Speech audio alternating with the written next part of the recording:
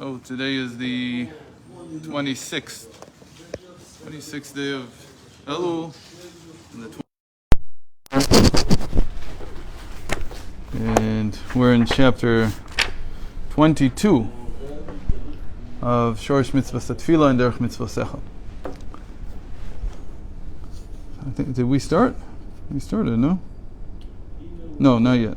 והנה הגם שכוח התחלקות האותיות וריבוי הצירופים נמשך מן החוכמה, מכל מקום החוכמה במהותה ועצמותה היא למעלה מהתחלקות, כי בבחינת ביטול האור אינסוף המאיר ושוכן בה, כמו שכתוב, הוויה בחוכמה.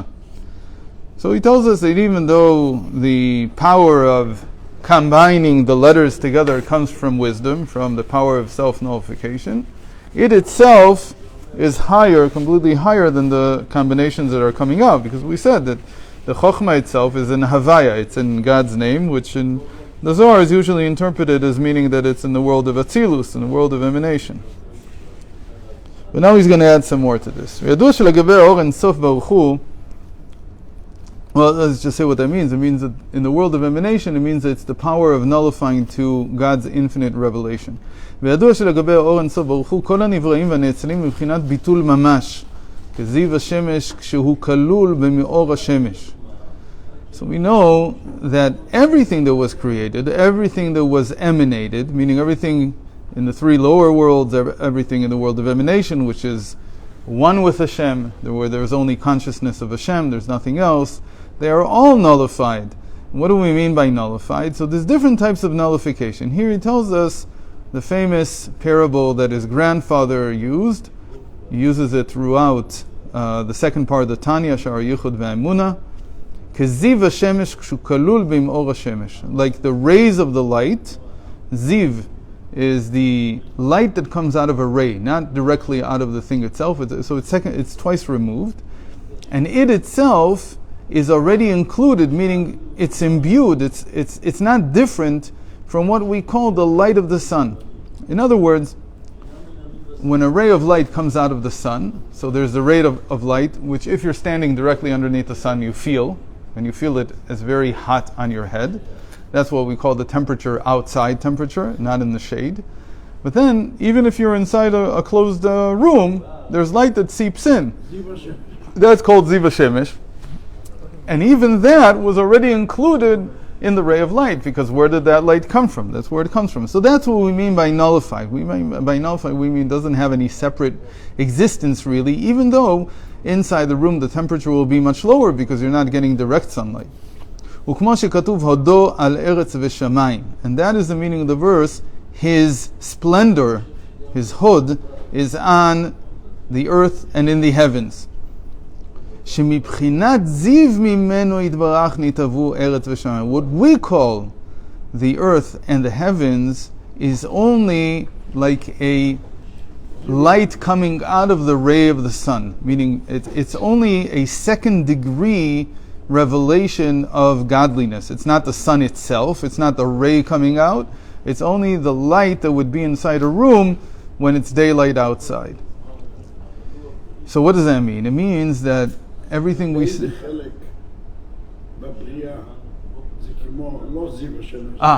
In the Torah. The Torah is the direct sunlight. Okay.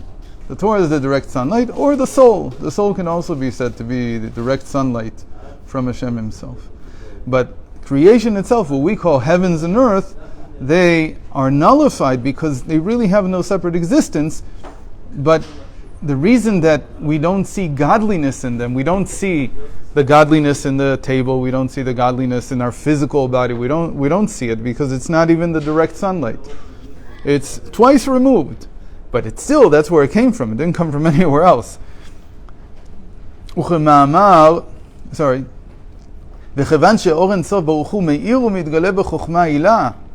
now he says, the infinite revelation, where do we see it? It's me'ir, meaning its light is seen in what we call the supernal wisdom, the wisdom in the world of emanation.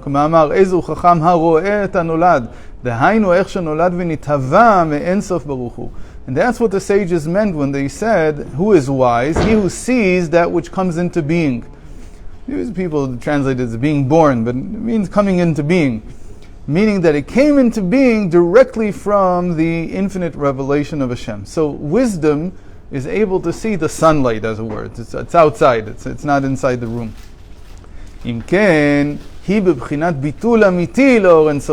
So it has greater nullification. Now we understand what it means that the wisdom has greater nullification than everything else.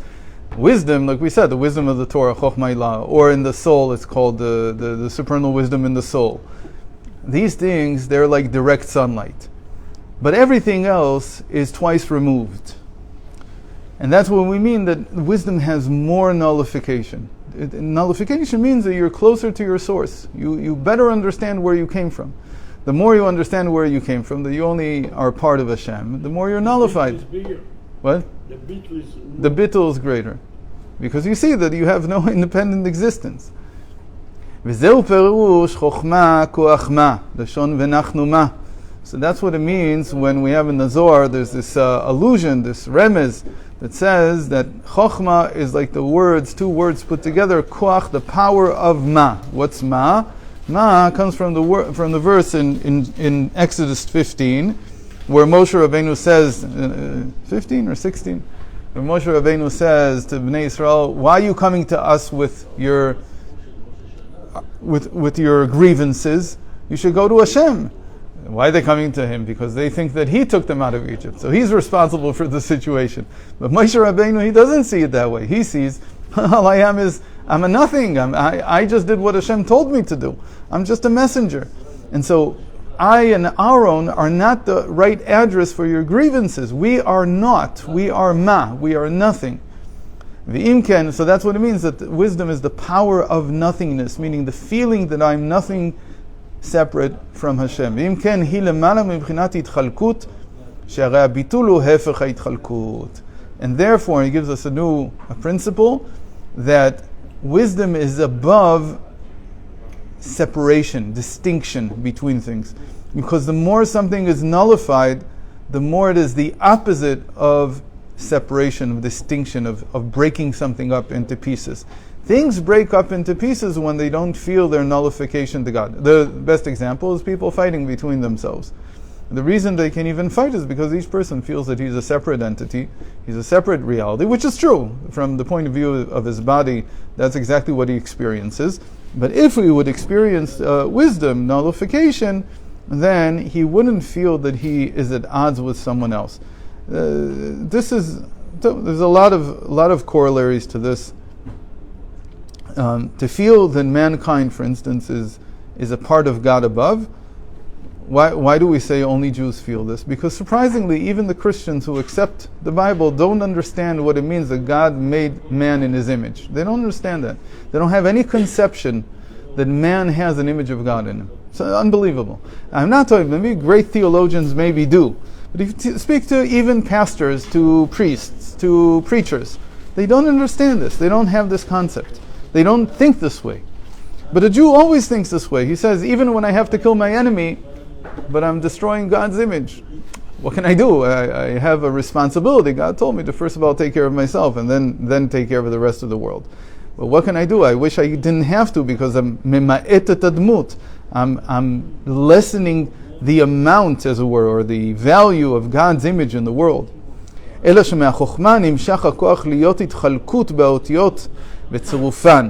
So, still, we explained that out of wisdom comes the power of dividing the letters, like in our speech, and then recombining them into words.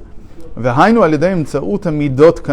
way that this happens is through what we explained in the previous two chapters with the measures of the heart, that they combine them together. It's the heart that brings out the many, many different combinations, and then it's wisdom that puts them together. And we said that we need wisdom in order to put them together, because otherwise the person would be overwhelmed by what he feels. He wouldn't be able, because there's such an infinite variety of feelings that a person may have in his heart, he wouldn't be able to articulate anything at all. Nothing at all would come out. So let's end here. God willing, we'll continue tomorrow.